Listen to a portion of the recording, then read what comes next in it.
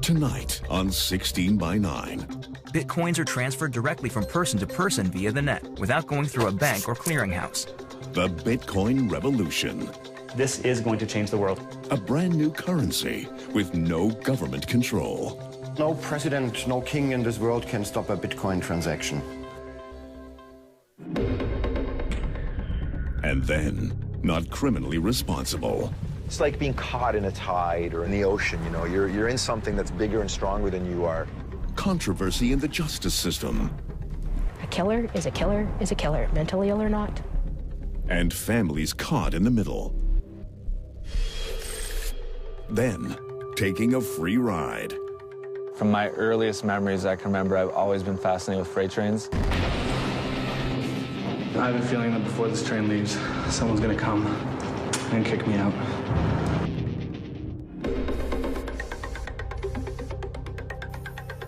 Here's Carolyn Jarvis. Good evening and welcome to 16 by 9. As the dollar and the euro continue their slow path to recovery, some people are trading in their money for a currency that is already booming. It's called Bitcoin, and it's the currency of the internet. Invented 5 years ago by an anonymous programmer, Bitcoin has no government tied to it, no delay when sending money, and few, if any, transaction fees. And while many people still may not consider Bitcoin real money, it's making some people really rich.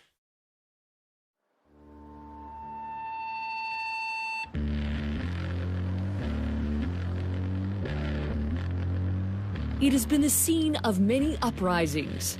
Berlin, a city both elegant and defiant.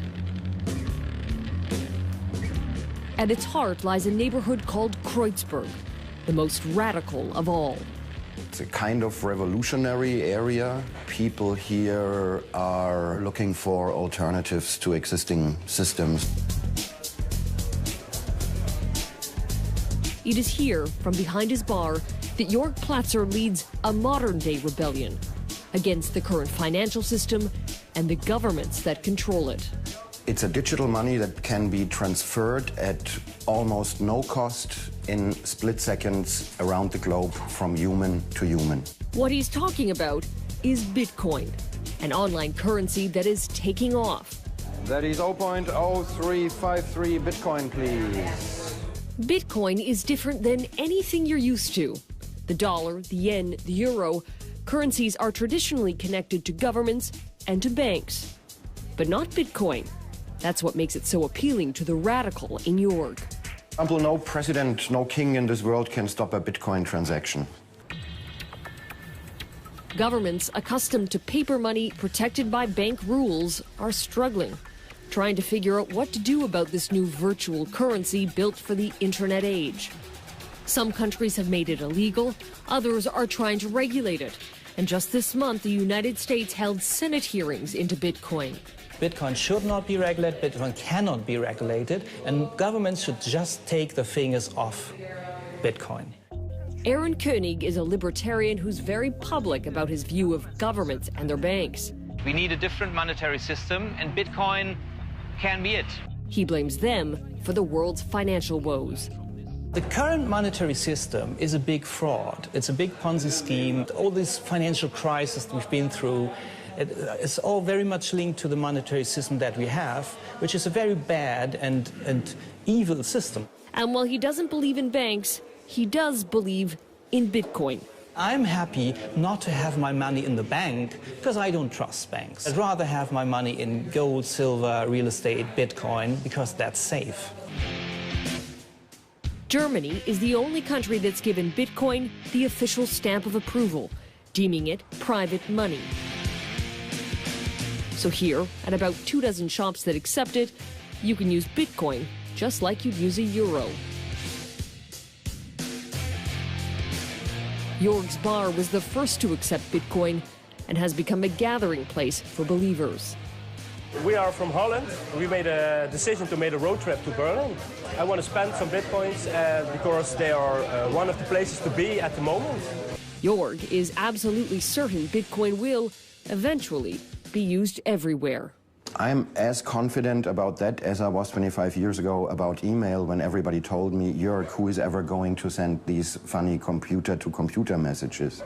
That's got no future. Bitcoin has been around since 2008, when this email was sent out to a group of techies. It talked about a new electronic cash system, and it was authored by Satoshi Nakamoto, a person or group of people who remain a mystery. The premise of Bitcoin can be tricky to explain. Bitcoin is a cryptocurrency, virtual money that exists in cyberspace. What is Bitcoin? Bitcoin is the first decentralized digital currency. While governments make new money by printing more at the mint, Bitcoins are mined, not unlike gold. Except here, a supercomputer, or even a computer whiz, mines new Bitcoins by cracking a complex code unique to each Bitcoin. With Bitcoin, miners use special software to solve math problems and are issued a certain number of Bitcoins in exchange. When a code is cracked, the person who owns the computer now has a new Bitcoin. And, like a lump of gold, they can sell it or use it to buy things. Bitcoins are transferred directly from person to person via the net, without going through a bank or clearinghouse. And again, like gold, the number of Bitcoin is finite, capped at 21 million.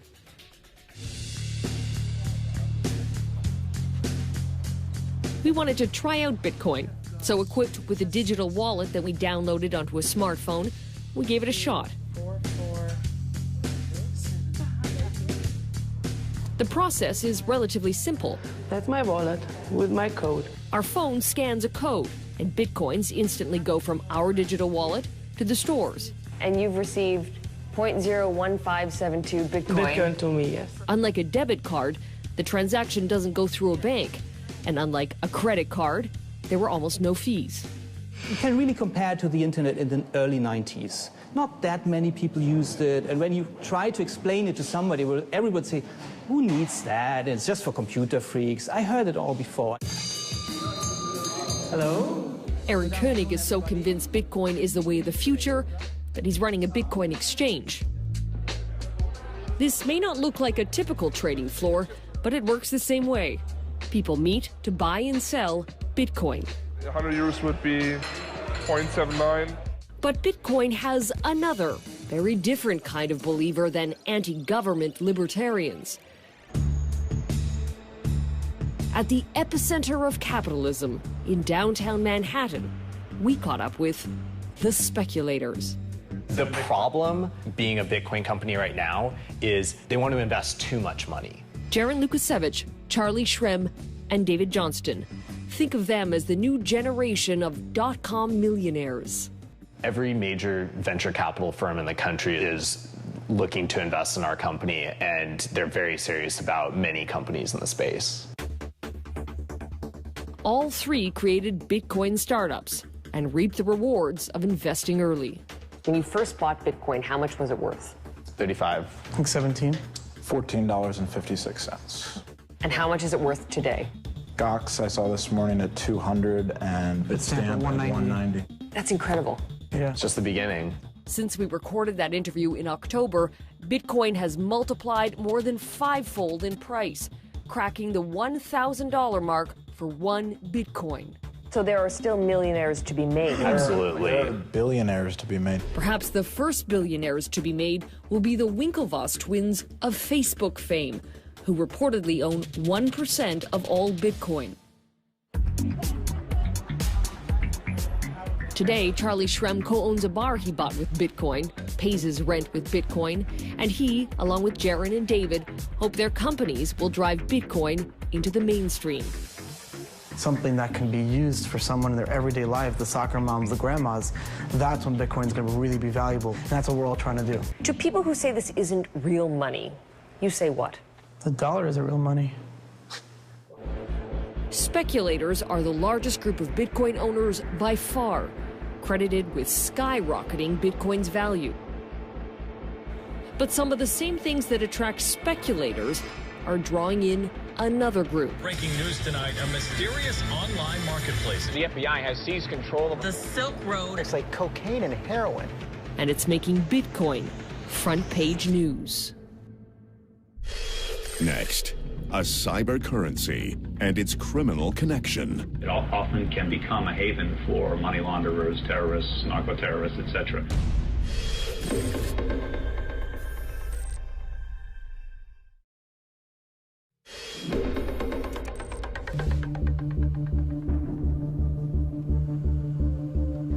It's been called the Amazon of illegal goods, an underground website with ads for drugs, guns, even hitman for hire. It went by the name Silk Road, and it only dealt in Bitcoin. It's Silk Road. Black tar heroin to crack cocaine. Cyber currency, illegal business on the web. When the FBI shut it down in October, it made headlines. They called it the most sophisticated criminal marketplace on the internet. A haven for money launderers, terrorists, narco-terrorists, etc. Sophisticated because Bitcoin, a new cyber currency, provides a veil of anonymity to its users. And according to the FBI, in the 2.5 years Silk Road was running, more than $1 billion worth of illegal goods was pumped through the site. Bitcoin is tainted by the company it keeps. Duncan Stewart is a tech trend analyst. The fact that Bitcoin has certain attributes that are unusually well suited to illegal activities means that it tends to attract those elements who wish to do illegal things. While the alleged mastermind of Silk Road denies all charges, police warn he won't be the only one who's caught. Already, another illegal bazaar has sprung up in Silk Road's place. It's called Black Market Reloaded, and on it we found ads for this AK-47, grenades, and cocaine. And again, it only accepts Bitcoin. You think people are going to be prosecuted for using Bitcoin in Canada? I think they will be prosecuted for using Bitcoin either for actual illegal activities, drugs, violence, weapons, or for making $1 million trading Bitcoin and not reporting that to the tax person. But there is another obstacle for Bitcoin as big as the FBI and the RCMP. The banks. In both Canada and the US, they are leery of Bitcoin. I've been kicked out of every major bank. I can't have an account at Chase, Citibank, Wells Fargo, because I'm in Bitcoin. Charlie Shrem created a company to make Bitcoin more user-friendly. One bank flew me out and said the reason we can't work with you is we simply see you as a competitor to us. Like, that's why we can't bank you. I know which bank that was. Yeah, like, have a nice day. So what am I supposed to do in that case? In Canada, some Bitcoin startups have received letters like this one, closing down their accounts. When we asked the banks about their position on Bitcoin, no one would explain. But security expert Michael Perklin has a theory. The way that the Bitcoin technology works, you don't need banks. You can be your own bank. It's got to be a scary notion if you're one of the major 5 banks in Canada. You're taking business away from the bank. It definitely is a sea change. Could the banks shut down Bitcoin? No. They can make it difficult to use, and they can make it difficult to go back and forth between traditional currencies and Bitcoin. But there's nothing that a bank can do to shut down Bitcoin. The rub for banks is that in the cyber world, you won't need a checking or savings account. People will be able to keep their money in an electronic wallet. So given this new technology, what will the banks look like in 20 years' time? Hi, I'm Mike. How's it going? And, hi, you're Carolyn. How's it going? People can be their own banks. And if there's a sign that time is near, this could be it. So say we want to do $120. This is going to get you 0.5438 Bitcoin. The world's first, and so far only, Bitcoin ATM. It went live just last month in Vancouver and did $100,000 worth of transactions in the first week alone. The company's co-founder, Mitchell Demeter. We're going to be spreading those out across Canada, probably hitting the major cities, Calgary, Toronto, Montreal, and Ottawa. Currency expert Arvind Jan doesn't buy it. He says Bitcoin is unreliable and too much of a mystery. It's being issued by an algorithm on computer, but who's deciding that? Who decides how many dollars are issued? Who has control over that? And that part gives me a bit of a fear that it has the potential to become a Ponzi scheme. He says the money we have now works because it's backed by institutions and norms, like regular elections and taxes.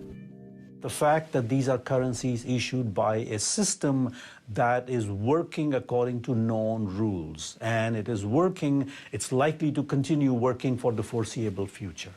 Without government rules or a framework, Bitcoin is only regulated by the free market. If you ask me what's going to be the value of Bitcoin in 1 year, I would say somewhere between $20,000 and $2,000. A bubble is not a stable situation. It's, in the long run, very unhealthy for the economies. And who's to say there won't be another digital currency in a month? What prevents somebody else from coming up and saying, my algorithm is even better than the Bitcoin algorithm? If somebody better comes along, there goes the value of Bitcoin. Still, the excitement for Bitcoin hasn't waned. The currency continues to grow. And for the true believers, it is the future. This is going to change the world. I see it as only a matter of time before this technology gets adopted everywhere. In my lifetime? Definitely in your lifetime. We'll be right back.